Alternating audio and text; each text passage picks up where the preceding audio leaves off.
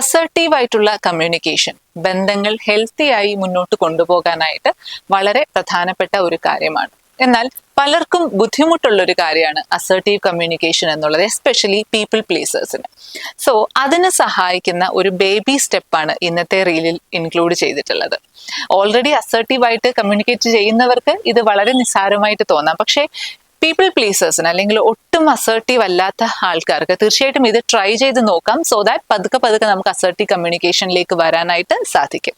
So അതെന്താണെന്ന് വെച്ചാൽ, നമ്മളുടെ അടുത്ത് ഒരാൾ ഒരു ആവശ്യം പറയുമ്പോൾ ചാടിക്കേറി അതിന് യെസ് പറയുന്നതിന് പകരം let me think about that എന്ന് നമുക്ക് പറയാനായിട്ട് സാധിക്കും.